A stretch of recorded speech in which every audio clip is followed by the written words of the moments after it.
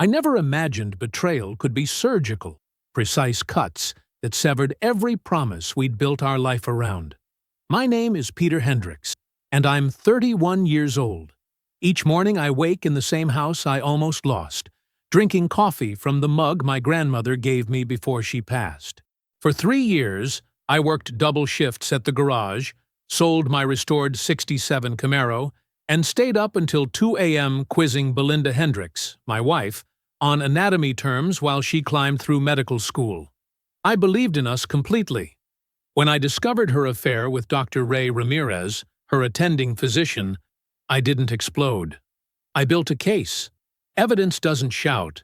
It whispers truth that can't be denied. Anyone who's been truly betrayed knows. Justice isn't about rage. It's about making sure lies collapse under their own weight. Before I go any further, let me know in the comments where in the world you are watching from.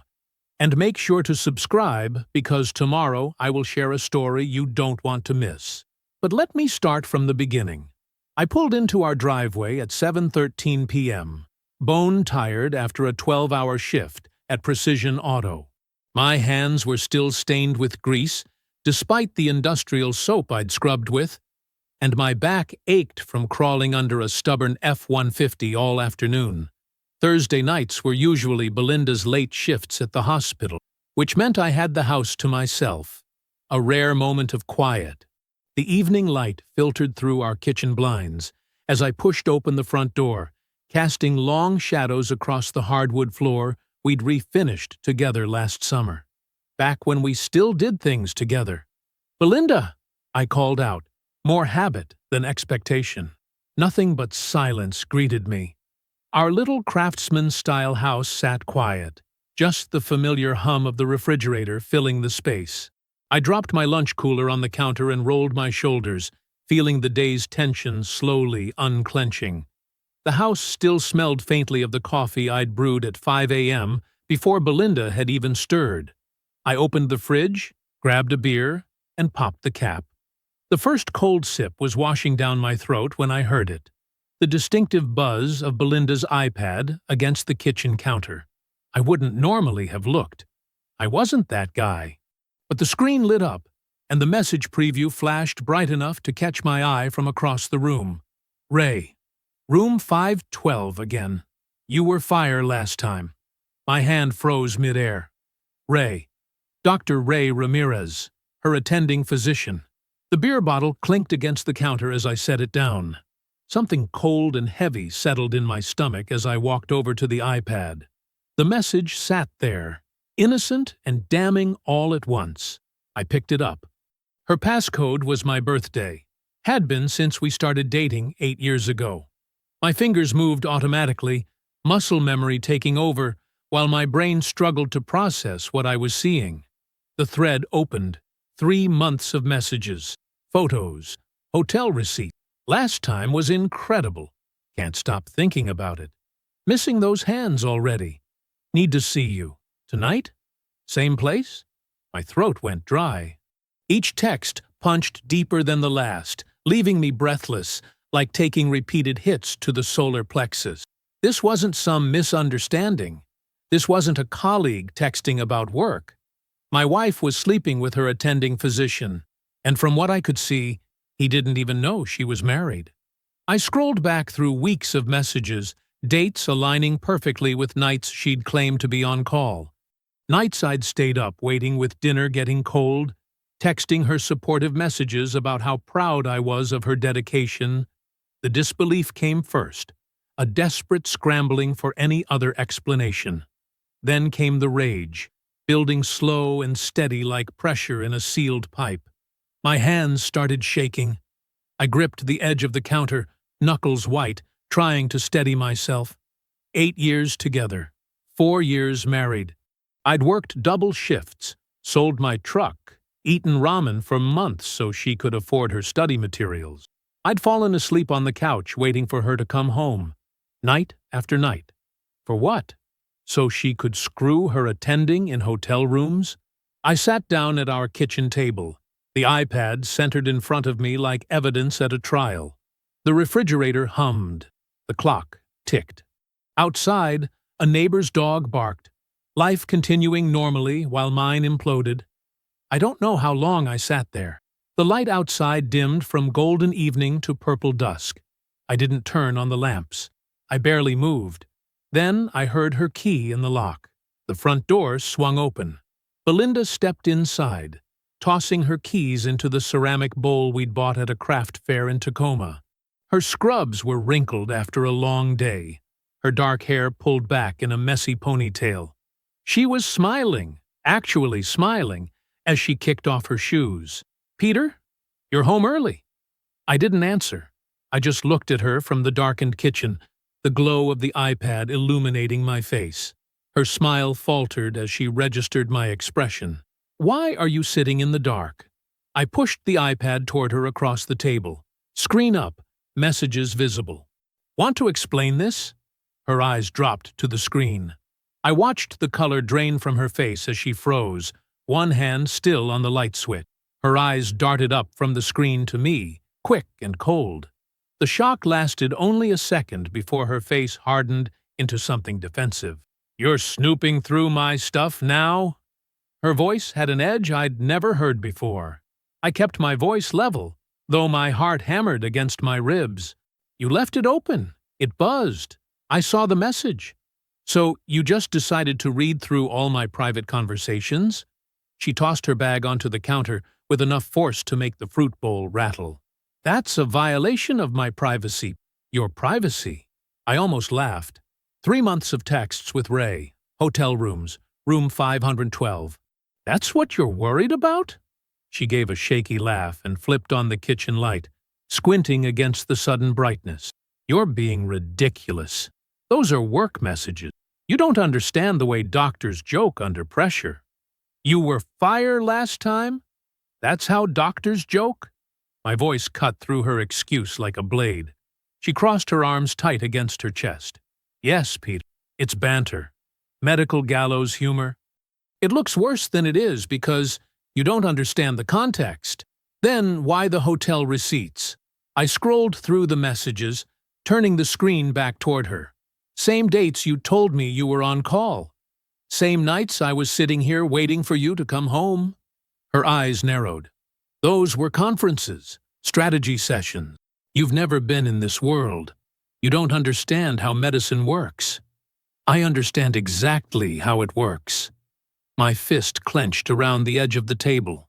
"I understand that while I was selling my truck to pay your exam fees, you were sneaking into hotel rooms with your attending." "Don't be dramatic," she flared, pacing now. "You're paranoid. Always suspicious. Do you know how suffocating that is? How hard it is to live with someone constantly questioning you?" My palm slammed down on the table hard enough to make the salt shaker jump. "Don't you dare gaslight me, Belinda. I've got dates, pictures, and your own words right here. You can't spin this into my fault." The mask cracked then. Just a little. Her voice sharpened. "It wasn't supposed to be serious, all right? It just happened. He was there. He understood me." I barked a laugh, bitter and hollow. "Understood you? He doesn't even know you're married." I read the whole thread. "You've been lying to both of us." Tears welled in her eyes, but her face hardened rather than softened. "You don't get it. You've been stuck in the same job, the same routine. I needed more. I needed someone who could keep up with me intellectually. I didn't think you'd ever find out." "Yeah, well, I did." I stood up, my chair scraping against the floor. I leaned closer, my voice dropping. "And hear me. I will not carry your debt, your lies, or your name another step." Something changed in her expression then. The tears dried up, and her eyes went flat, calculating. When she spoke again, her voice was ice cold. "You think you can walk away clean? Those loans are in both our names. The house is marital property. If I go down, you're coming with me." Her words hit like a physical blow. All the years I'd spent supporting her, all the sacrifices I'd made, and now she was threatening to drag me down with her. The woman I'd loved enough to build my life around was gone, replaced by this stranger with her familiar face. "Try me," I said, my voice steady despite the storm inside me. "I promise you, I'll fight harder than you ever thought I could." Her smile was small and cruel. "We'll see who has more to lose, Peter." In that moment, looking at her across our kitchen table, I knew the truth. This wasn't just the end of our marriage. This was the beginning of a war, and I would not be her casualty. I woke up on our couch, with my neck kinked at an angle that had me wincing. The soft gray light of early morning filtered through the blinds, casting shadows across a life I no longer recognized. Last night's confrontation replayed in my head like a bad movie. I'd fallen asleep out here after Belinda locked herself in our bedroom. The house felt different, colder somehow, the familiar suddenly foreign. I stood in our kitchen, the kitchen I'd painted myself 3 years ago, and it felt like standing in a stranger's home. I didn't need much. Clothes, my grandfather's watch, important documents. I packed methodically, listening for any sound from the bedroom. Nothing. Either she was still asleep or choosing to avoid me. Fine by me. The hallway leading to our room stretched longer than I remembered. I turned the knob slowly, relieved to find it unlocked. Belinda lay facing away from the door, her breathing too measured to be genuine sleep.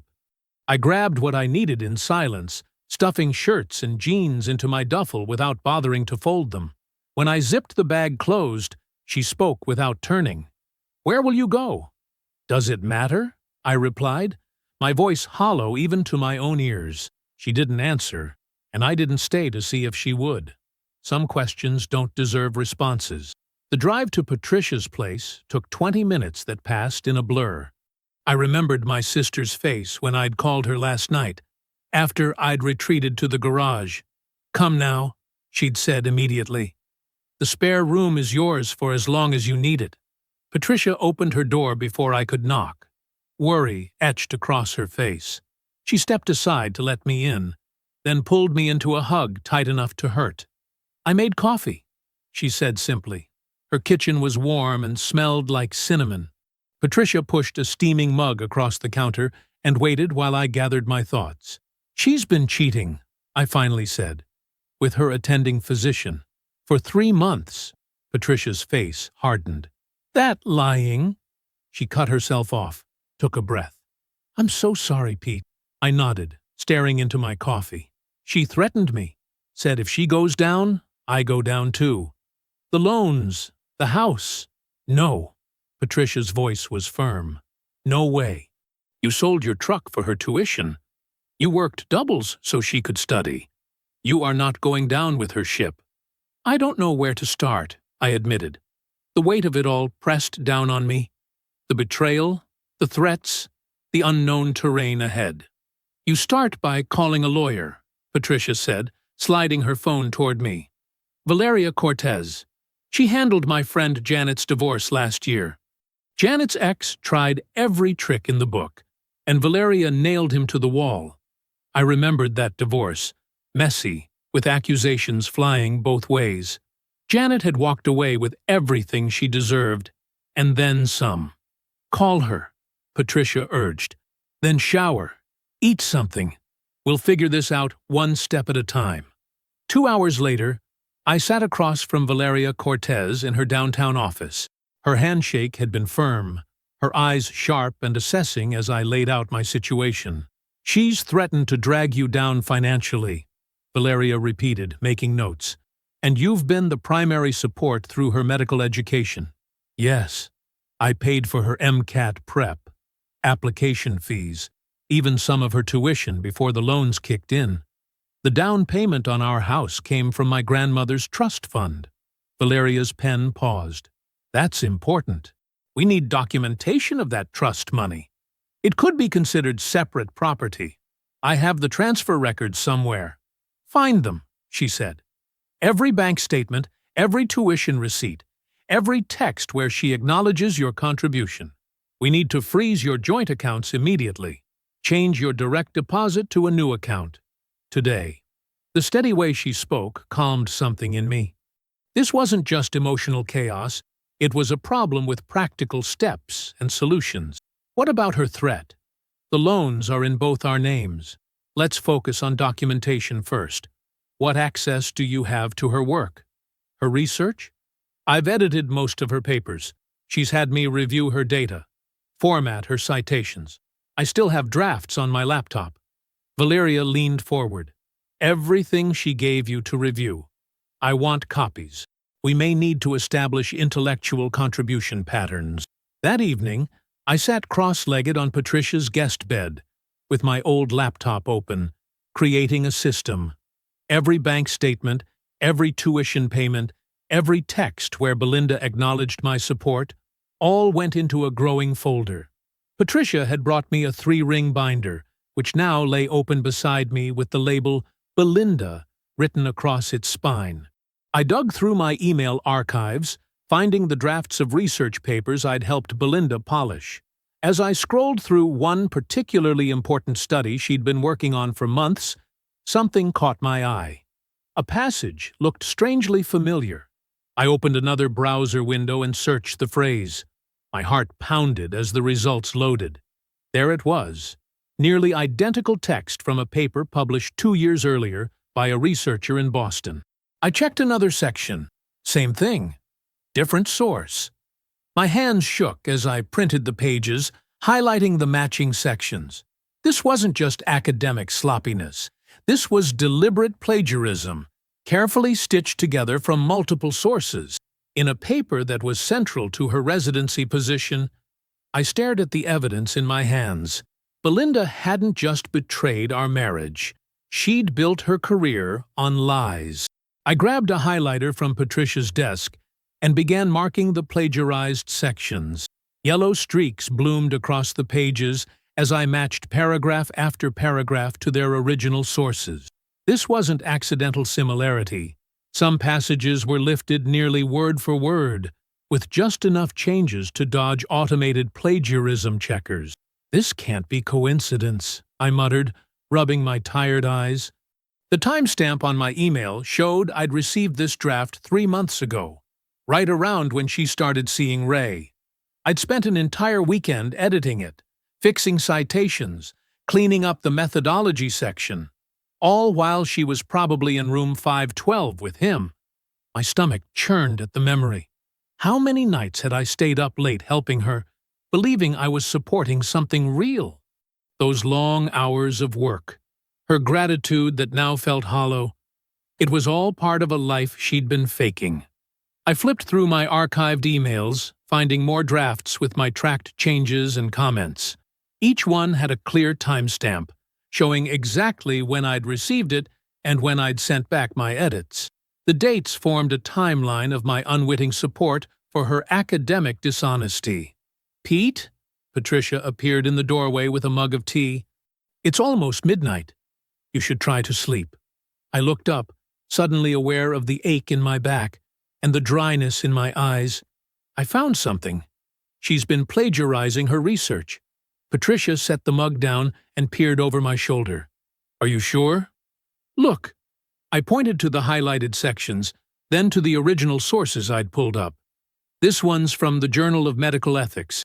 This one's from a Hopkins study. She just reworked the sentences enough to slip by." Patricia whistled low. "That's career-ending stuff." "I know." The weight of what I held settled on me. This wasn't just divorce ammunition. This could destroy everything Belinda had worked for. Everything we had worked for. I remembered how proud I'd been when her first paper was published, how I'd framed a copy and hung it in our hallway. Now I wondered if that one had been stolen too. "You're doing the right thing," Patricia said, squeezing my shoulder. She made her choices. I nodded, adding the plagiarism evidence to the growing binder. By the time I finally crawled into bed, the first hints of dawn were creeping through the blinds. "This is impressive work," Valeria said the next morning, flipping through my binder. Her office smelled of coffee and leather, a professional calm that steadied my frayed nerves. Most clients bring me shoebox receipts and tearful accusations.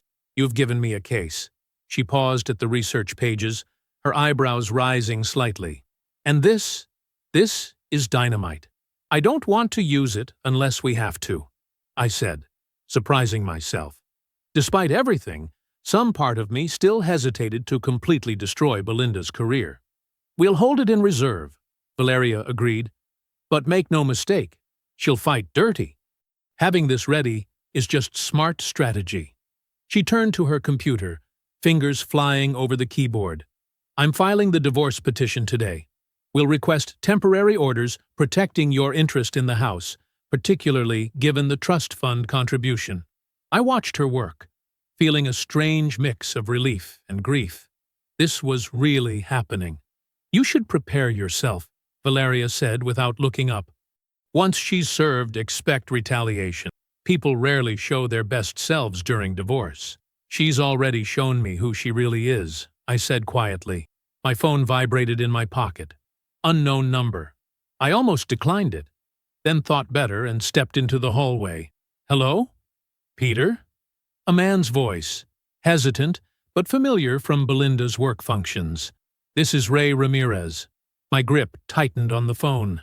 The man she'd been sleeping with, the attending physician who'd been texting her about hotel rooms. How did you get my number? My voice came out steady, despite the anger churning in my gut. Listen, I need to talk to you. In person. He sounded different than I remembered. Less confident, almost shaken. There are things you should know. Things Belinda told me that don't add up. I leaned against the wall, mind racing. Was this a trap? Some ploy they'd cooked up together? Please, Ray continued when I didn't respond. Just coffee. Public place. I think we've both been lied to. I thought of the texts I'd seen, the dates and times, the way Belinda had looked when cornered. Not like someone in love, but like someone caught in a game. Fine, I said finally. Where? And when?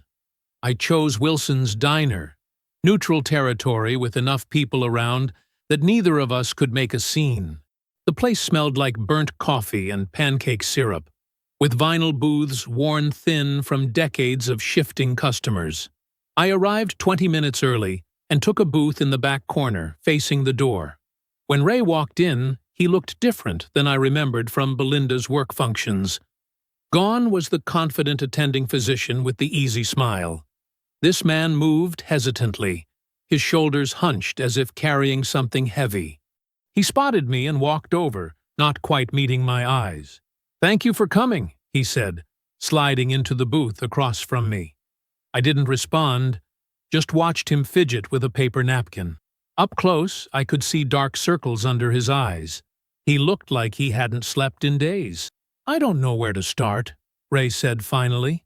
"How about with why you were sleeping with my wife?" My voice came out harder than I intended. He flinched. "I didn't know she was your wife. I swear to God, Peter, I had no idea you existed." The waitress came over, her pen poised above her pad. We both ordered coffee, and I waited until she walked away before speaking again. "Explain." Ray took a deep breath.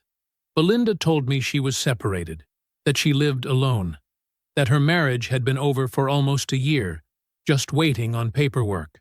He ran a hand through his hair. "We met during overnight shifts. She was smart, driven, said her ex," he winced at the word, "didn't understand her career ambitions." The coffee arrived, and I wrapped my hands around the mug, needing something to hold on to. "Go on." "It started with coffee after shifts, then dinners. She said she wanted to keep things quiet because of hospital policy about attendings dating residents." Ray stared into his cup. 3 months ago, it became more, but always at hotels, never at her place. She said it was because of neighbors who might gossip. I remembered those nights. Belinda texting that she was on call, or at the library, or crashed at a colleague's. Me, waiting up with food she never ate. "When did you find out the truth?" I asked. 2 days ago. When she called me panicking that you'd found out about us. Ray finally looked me in the eye. She said you'd gone through her phone, that you were unstable, that you'd threatened her. A bitter laugh escaped me. Interesting version of events? I didn't believe her. Ray said quietly. Something felt off. So I did some digging. Found your wedding announcement online. Realized the dates didn't match her story. I took a sip of coffee, buying time to steady myself. Why are you here, Ray? What do you want? To apologize. His voice cracked slightly. I have a sister who went through something similar. Husband cheated, then tried to make her look crazy. I swore I'd never be that guy. He shook his head. And yet, here we are. The guilt in his eyes looked genuine. I'd spent days picturing him as some predatory attending, taking advantage of residents. But sitting across from him now, he just looked like another person Belinda had manipulated. I also want you to know I'll cooperate, Ray continued. If you need me to testify about when our relationship started, or what she told me about you, I will. I've already reported the situation to the ethics board at the hospital. That surprised me. You didn't have to do that. Yes, I did. His jaw tightened. There are rules about attendings dating residents for a reason. I broke them, but I also won't let her lie about you to protect herself. We sat in silence for a moment, two men connected by betrayal. She doesn't know I've talked to you, Ray said finally. Doesn't know I know the truth. I think that might be useful. The strategic part of my brain clicked into gear. Having Ray's testimony would destroy Belinda's attempts to control the narrative. He could verify dates, confirm her lies, and if she didn't know we'd spoken, that could be very useful. I agreed. Ray extended his hand across the table. I'm sorry this happened, Peter. Truly. I hesitated for a second, then shook it. This wasn't friendship, just an uneasy alliance born from shared deception. Thank you for coming clean, I said. As we stood to leave, a text message buzzed on my phone. From Valeria. Belinda's been served. Brace yourself. I looked up at Ray, a strange calm settling over me. I now had an ally Belinda would never see coming. 2 weeks later, I sat in the county courthouse, my leg bouncing beneath the table while Valeria flipped methodically through our binder of evidence. The courtroom's air conditioning hummed overhead, competing with the whispered conversations and shuffling papers. The whole room felt like it was holding its breath. I wore the only suit I owned, navy blue, purchased 3 years ago for a friend's wedding. Back then, Belinda had adjusted my tie with a smile, calling me handsome. The memory made my stomach clench. Stay focused, Valeria murmured, not looking up from her notes. She'll try to appeal to emotion. Let me handle the talking.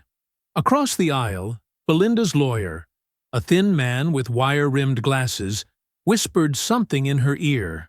Belinda nodded, her face a perfect mask of calm professionalism. She'd dressed the part. Conservative blouse, hair pulled back, minimal makeup. The wronged doctor wife. The bailiff called the room to order as Judge Harmon entered, a woman in her 60s with silver-streaked hair and reading glasses perched on her nose. Hendricks versus Hendricks, she announced, settling into her chair. Preliminary Asset Division hearing. Valeria rose first. Your Honor, we've submitted documentation regarding the marital home. The down payment came exclusively from a trust established by Mr. Hendricks's grandmother, specifically for him. The trust documentation explicitly states it was meant for Mr. Hendricks alone. I watched the judge scan the paperwork, her expression neutral. Furthermore, Valeria continued, Mr. Hendricks has been the sole contributor to mortgage payments for the past 3 years, while supporting Mrs. Hendricks through medical school. Belinda's lawyer stood. Your Honor, the home was purchased during the marriage and is therefore marital property, regardless of down payment source. My client's medical career benefits both parties and represents significant future earnings. Judge Harmon glanced up. Mrs. Hendricks has been in medical school for the duration of mortgage payments? Yes, her lawyer said, completing her residency. And who has been paying the mortgage? Mr. Hendricks, but— And the educational loans? The judge interrupted. They're in both names, Your Honor, Belinda's lawyer said. Mr. Hendricks co-signed to support his wife's career, which would ultimately benefit their joint financial future. I felt my jaw tighten. The way they spun it, you'd think I'd volunteered to carry debt for the privilege of being cheated on. Valeria stepped forward again. Your Honor, we've also submitted evidence that Mrs. Hendricks engaged in marital misconduct that directly impacts financial matters. She slid forward another folder. Bank statements showing hotel charges on dates Mrs. Hendricks claimed to be working overnight shifts. Text messages confirming the nature of these encounters. The judge raised an eyebrow as she reviewed the pages. Across the aisle, Belinda's face remained impassive, but I caught the slight twitch in her cheek. Mrs. Hendricks deliberately concealed her marriage from her paramour, Valeria continued. This speaks to a pattern of deception that extends to financial matters as well. Belinda's lawyer tried to object, arguing the relationship had no bearing on asset division, but Judge Harmon held up her hand. I've reviewed all submissions, she said, removing her glasses, including the trust documentation and loan agreements. Her eyes moved between Belinda and me. The court finds the following. The marital home shall remain with Mr. Hendricks, as the down payment derived from his separate property trust, and he has been the sole contributor to mortgage payments. My breath caught. Valeria's hand pressed briefly against my arm. Regarding educational debt, Judge Harmon continued, while Mr. Hendricks co-signed these loans, they were for Mrs. Hendricks' exclusive educational benefit. Given the circumstances of the dissolution, and the fact that Mrs. Hendricks will retain the full benefit of this education, these obligations will remain her sole responsibility. Belinda's lawyer started to protest, but the judge continued. This court will not reward deception, she said firmly. The plaintiff has demonstrated good faith financial support throughout the marriage, while the defendant has not. No spousal support is warranted. The gavel came down. Beside me, Valeria gathered her papers, a small smile playing at her lips. You just saved your future, she whispered as we stood. That debt would have followed you for decades. Relief washed through me like a physical force. For the first time in months, I could see a clear path forward. I glanced at Belinda, but she was already huddled with her lawyer, her back rigid with fury. Outside, sun warmed my face as I walked to my car. The burden that had pressed on my chest since that night in the kitchen felt lighter. Not gone, but manageable. 2 days later, that feeling evaporated. I was at Patricia's kitchen table when my phone rang. Valeria's voice was tight when I answered. Peter, Belinda's filed a motion. She's claiming you deliberately sabotaged her research by altering drafts you helped edit. She's also stopped paying on that co-signed loan from her first year. I sank into a chair. She can't do that. She already has. Your credit score dropped 100 points overnight. After we hung up, I walked out to Patricia's porch and sat heavily on the steps. The loan default notice had already arrived by email. Between that and Belinda's accusations, the ground beneath me felt like it was crumbling again. She was scorching the earth to win. I sat in Patricia's driveway long after the sun went down, staring at the credit alert on my phone. My score had plummeted overnight. One missed payment was all it took for Belinda to start dismantling what I'd fought to protect. You coming in? Patricia called from the porch, light spilling around her silhouette. In a minute, I answered, not moving. My mind circled back to Judge Harmon's words. This court will not reward deception. But Belinda was still trying to rewrite reality, still lying to save herself. First to Ray, then to me, now to the hospital board. Something hardened in my chest. A certainty. I wouldn't let her twist this story again. I climbed out of the truck and headed straight for the garage, where I'd stacked my old computer equipment. In the far corner sat the external hard drive I'd used to back up our home computer for years. The one Belinda had forgotten existed. What are you looking for? Patricia asked, leaning against the doorframe. Evidence, I said, pulling down dusty boxes. I've got years of it. For 3 hours straight, I sat cross-legged on Patricia's living room floor, the hard drive humming beside me. I found folders dated by month going back 4 years. Every research draft Belinda had asked me to review. Every change tracked in red. Every document with timestamp metadata intact. I organized them chronologically, highlighting passages where her original research matched published papers nearly word for word. The timestamps proved she'd copied text after those papers were published, not before. "You've got her," Patricia whispered, looking over my shoulder. But I needed more. I dug deeper into my email archives, finding the thread where she'd sent me a voice memo to save because her phone was full. "Just until I get a new one," she'd written. I hadn't listened to those files in years. I clicked through them, mostly Belinda dictating notes to herself about patient presentations or study schedules. Then I found it. A voice memo from 2 years ago, Belinda laughing with her friend Jenna. "Ray basically gave me the answers," Belinda's voice said through my laptop speakers. "He's an attending, so he knows exactly what's on the boards." We were reviewing cases in his office after hours. Her laughter turned suggestive. "Let's just say I'm getting specialized training." I played it again, my hand shaking slightly. This wasn't just about her betraying me. This was academic misconduct, the kind that could end a medical career. When I finally looked up from the screen, dawn light was filtering through the blinds. Patricia set a mug of coffee beside me. "What are you going to do with all this?" she asked. I closed my laptop. Exactly what Belinda taught me to do. Be methodical. Be thorough. An hour later, I stood in Valeria's office with a new binder, thicker than the first. She flipped through the pages silently, her expression unchanging until she reached the transcription of the voice memo. "You have the actual recording?" she asked. I nodded, sliding a USB drive across her desk. "Good," she said, her voice low and certain. "This changes things, Peter. This isn't just about your divorce anymore. This is about professional misconduct." "She tried to burn me," I said. "She's still trying." Valeria closed the binder and looked at me with those steady eyes that had guided me through the worst months of my life. "If she wants a hearing, she'll get one. But not the kind she's expecting." 3 days later, I received notice that the hospital ethics committee had scheduled an institutional review. Belinda's accusations against me had triggered exactly what she'd been trying to avoid: a formal examination of her conduct. Valeria and I arrived early. The committee room was smaller than I expected, with a long table surrounded by chairs.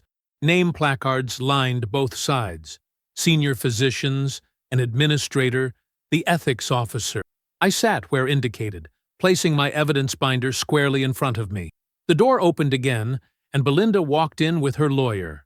She froze when she saw me, her eyes darting to the binder, then back to my face. For a moment, I saw through her polished facade to the panic underneath. She hadn't expected me to fight back. Not like this. She'd thought I would crumble, accept the blame, let her rewrite our story one more time. She took her seat directly across from me, close enough that I could see the slight tremor in her hand as she arranged her papers. The committee members filed in, taking their places around the table. The ethics officer cleared his throat. "This institutional review has been convened to address serious allegations of academic and professional misconduct." Belinda's eyes locked with mine across the table. For the first time since that night in our kitchen, I didn't look away. The ethics officer adjusted his glasses and addressed the room. "We'll begin by reviewing the allegations. Dr. Hendricks, you've been accused of sabotaging research and making false claims. However, you've brought counter-evidence suggesting academic misconduct by Dr. Belinda Hendricks. We'll hear from all parties." Belinda leaned forward, her voice steady and practiced. "I want to thank the committee for taking the time to address this unfortunate situation." She straightened her blazer, smoothing invisible wrinkles. "My estranged husband has been on a vendetta since our separation. He's manipulated documents and fabricated evidence to damage my career because he couldn't handle our marriage ending. I clenched my jaw, but stayed silent. Valeria had prepped me for this. Let Belinda dig her own hole. The research in question was conducted entirely by me, Belinda continued, her voice taking on that self-assured tone I once admired. Peter had minimal involvement, typing and formatting only. He's now twisting that assistance to claim deeper knowledge of my work. It's vindictive and transparent. The committee chair nodded. And regarding Dr. Ramirez? Belinda's expression hardened. Dr. Ramirez is a coward who panicked when our friendship was mischaracterized. He's worried about his own reputation and is throwing me under the bus to save himself. Ray Ramirez, sitting quietly at the end of the table, looked up at this. I'd only spoken to him twice since our diner meeting, but his presence here spoke volumes.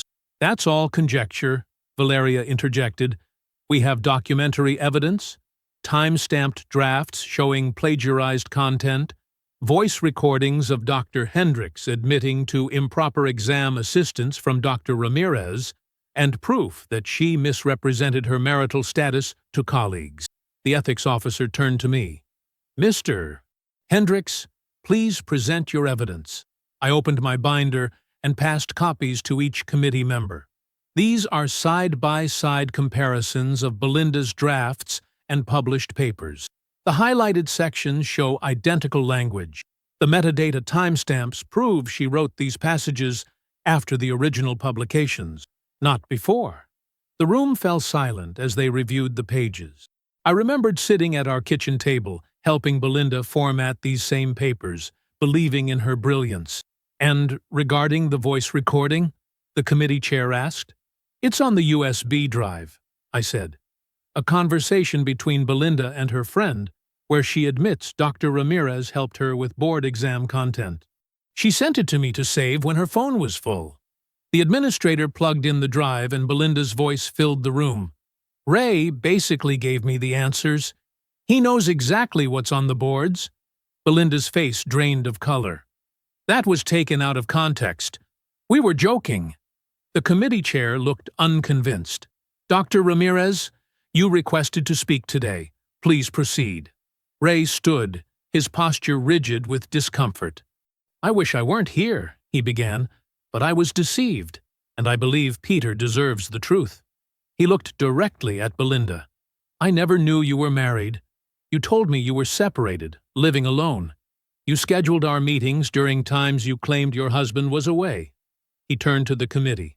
When Peter contacted me with evidence, I was shocked. I never would have engaged in a relationship with a married colleague. And I certainly never provided exam content, though I did conduct standard reviews that, in retrospect, may have crossed lines I wasn't aware were being crossed. Belinda's lawyer tried to interject, but Belinda herself was already on her feet. This is absurd, her voice cracked. You're both lying. Peter couldn't stand that I was finally succeeding. He's always been jealous of my career. And you, she pointed at Ray, you're just covering your own ass. Dr. Hendricks, please sit down, the ethics officer said firmly. No, you don't understand what they're doing to me. Belinda's voice rose higher. I worked for this. Everything I've done, I've earned. And they're trying to take it all away because of, what? Some texts? Some voice memo jokes? The evidence isn't jokes, the committee chair said. It's patterns, plagiarism, misrepresentation. You're ruining me, she screamed, her composure finally shattering completely. Both of you, you're destroying everything I've built. The room fell silent. I'd never seen Belinda lose control like this, not even during our confrontation at home.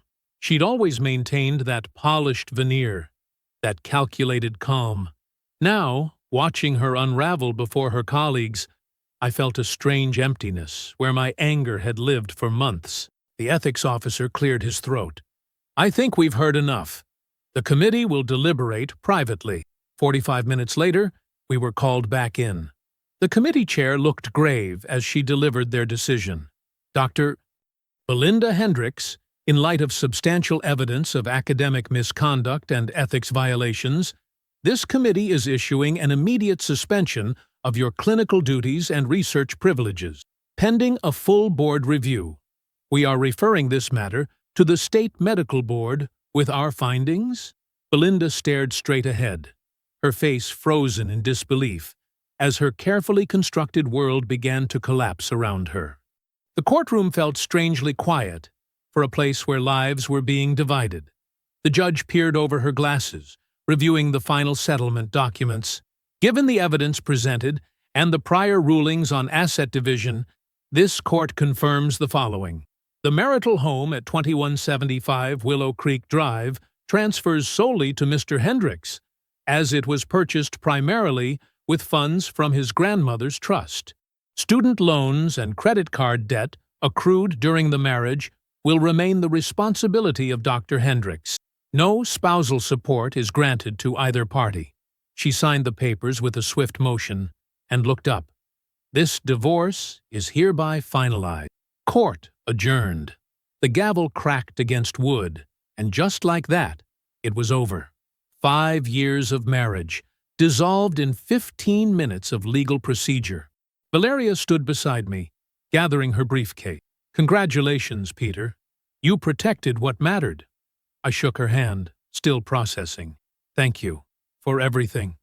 Across the aisle, Belinda stared at me, her eyes hard and glittering. The professional mask she'd worn throughout the proceedings slipped, revealing raw fury underneath. Her attorney whispered something, but she shook her head sharply and strode toward the exit without looking back. I remembered how we'd once picked out that house together, staying up late with paint samples and floor plans spread across our tiny apartment floor. The memory felt like it belonged to someone else now. "Want to grab coffee?" Valeria asked, pulling me back to the present. "We should review the final paperwork." "Actually, I need to get back to work. Nate's waiting on a lumber delivery." She nodded, understanding. "Call if you need anything. Though I hope this is the last legal matter you'll face for a while." I walked out of the courthouse into bright spring sunshine, feeling lighter than I had in months. The war was over. I had won. 3 weeks later, my phone buzzed at 11:42 p.m. Belinda's name lit up the screen. "Please call me. We need to talk." I didn't respond. 10 minutes later, another text. "I'm going to lose my license. Please, Peter. I need your help." The next night, more messages. They retracted my research. "I'm working as a scribe now just to make rent. This isn't what we planned. You could tell them it was a misunderstanding, that you were angry about us." I finally replied, "I already helped you for years. You made your choices. This isn't fair." She shot back. "Everything I worked for, everything we worked for." "You destroyed that, not me," I typed. "I'm done carrying your lies." I blocked her number after that. According to Patricia, who still knew people at the hospital, Belinda had taken an overnight scribe position at an urgent care center across town.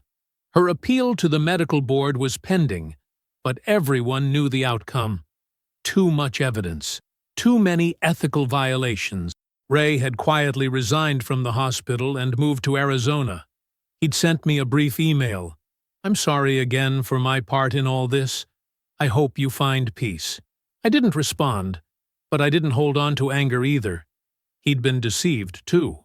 6 months after the divorce, I stood in my kitchen, stirring a pot of chili, while Patricia chopped onions at the island. "You're going to burn it if you don't stop daydreaming," she teased, nudging my arm. I laughed. "I'm perfecting my technique." The front door opened, and Nate walked in, carrying a six-pack. "Sorry I'm late. Client wanted to add another bathroom to the remodel plans." He set the beer on the counter. "Smells good in here." "Peter's actually learning to cook something besides scrambled eggs," Patricia said, grinning. "Hey, I made great scrambled eggs," I protested.